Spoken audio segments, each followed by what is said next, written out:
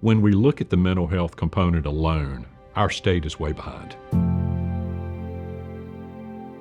Once we recognized the problem, and we knew, the staff and team here at the Sheriff's Office knew, we had to do more. We had to do things that were different and think outside of the box on how we tackle this. As we started brainstorming and putting our minds together about how we address these issues, we came up with a plan.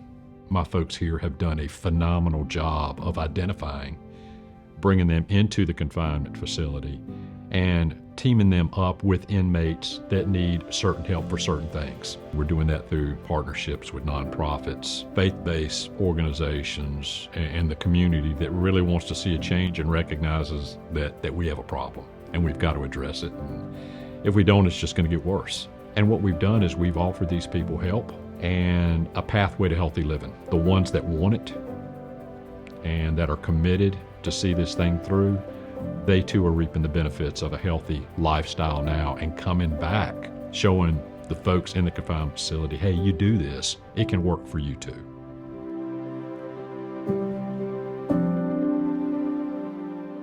What we're looking at now are programs where it starts with entry into the detention facility being the first step towards positive reentry into the community. And that's done by providing numerous programs, numerous opportunities to inmates while they're incarcerated. A big part of that are partnerships with the community college, with educational opportunities. We're extremely proud of our GED program. We've seen a very positive response so far, and as these programs continue to expand, I think those opportunities will expand and it will have some solid long-term impact on recidivism in Craven County. One of the biggest parts are our programs that deal with analysis with evaluation for substance abuse, be it alcohol or drugs, and then offering some treatment programs, treatment opportunities for those individuals. So instead of the old way of just having a county jail to hold inmates until the court resolves their cases, we have become an institution where we're going to offer opportunity for those willing to accept the responsibility to make a better life and become a better citizen.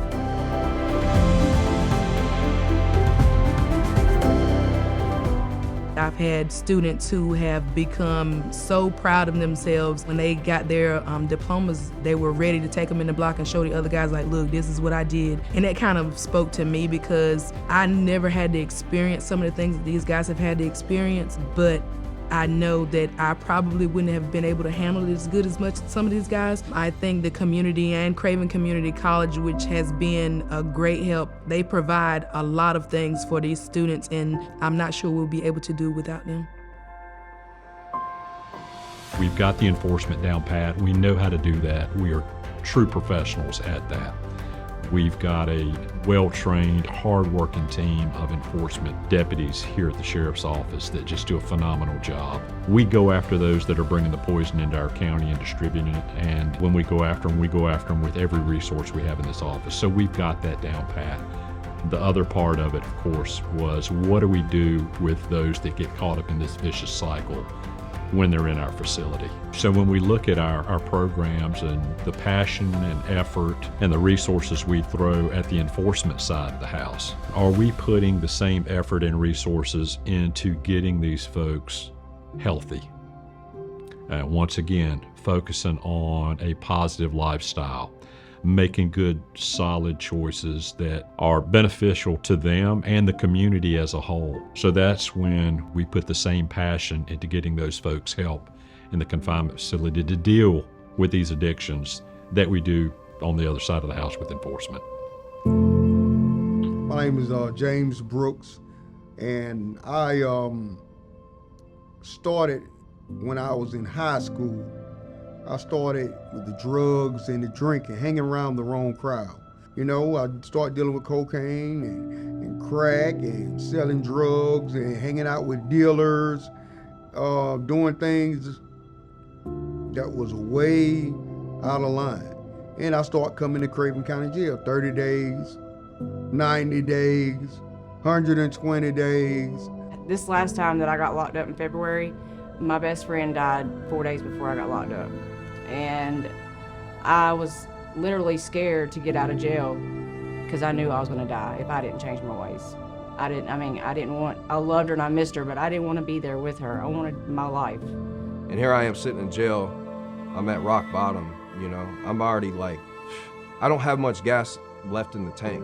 I sat in there for a few months, and actually Deputy Harrell came in, and one of the last questions was, you know, do you have kids? And I said, yes, I have one daughter. And he's like, you know, do you want to be the father that she's always wanted you to be, or that you should be, and she deserves?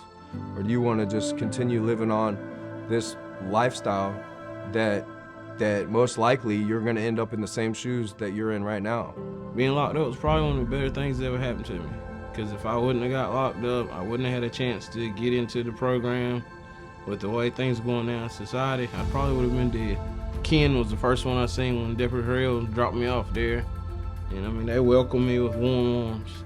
Took me in, got me some clothes. They showed me the house that I was gonna be staying in, got me situated the next morning. And then that's when we started doing classes, started the NA and AA classes and different stuff. And then we also do service work. At Hope Recovery Homes, we're a 6-month program. The first 3 months are really structured, very structured for the participants. The first 3 months they attend clinical group counseling with a licensed substance use counselor.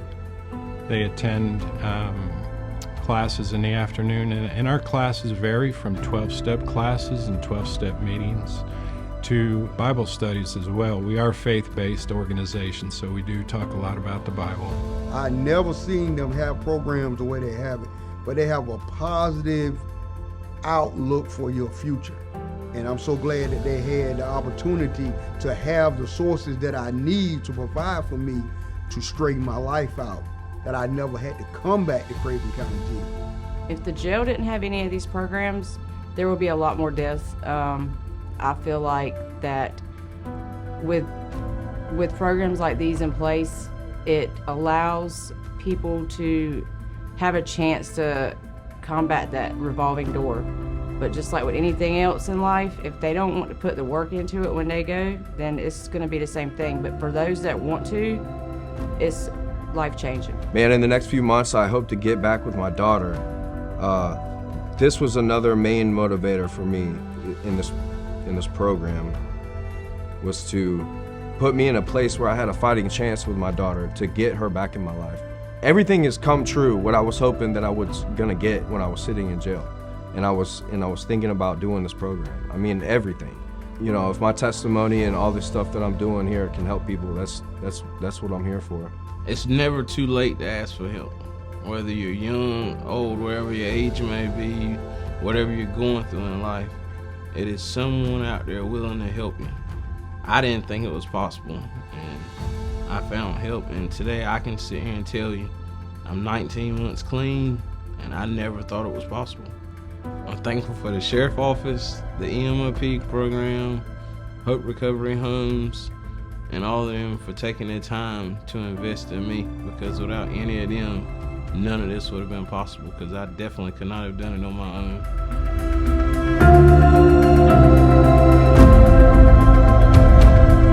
Some of the positive impacts that I've observed working with the Craven County Sheriff's Office is the increased access to treatment for behavioral health and, again, substance use. Most people say that they want to have a second chance. I think that just giving folks another chance, because sometimes second chances run out. Craven County Sheriff's Office is implementing that chance for the inmates and folks that are actually leaving to go to facilities for rehabilitation. The partnership with the Craven County Sheriff's Office has been an amazing opportunity to see positive growth when individuals are released from the jail. The ultimate goal, being in partnership with the Craven County Sheriff's Office, is saving lives and making sure that our community is safer. You know, I can remember one of our first interviews with Sheriff Hughes. He's just one of those guys you can tell from the get-go his sincerity and his willingness to welcome us into his jail just speaks volumes about his seriousness and commitment to it. One of the first interviews that he did several years ago with us is he said, ultimately we're saving lives, and that's the end goal. If we help one person, we restore one set of family and go from there. Yeah, it's worth it. In the beginning, I was like, even if we could just affect one life, it's going to be worth it.